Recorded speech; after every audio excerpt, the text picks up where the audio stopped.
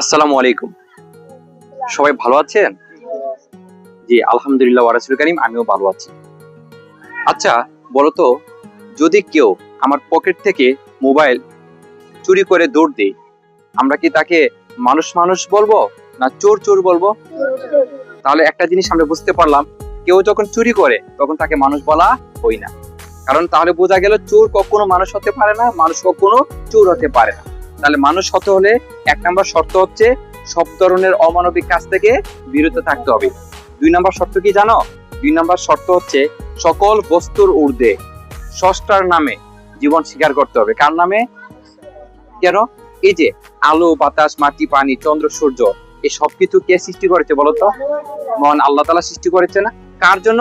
মানুষের কল্যাণের জন্য। তাহলে আমাদের জীবন কি এসব বস্তুর জন্য হবে না স্রষ্টার জন্য হবে?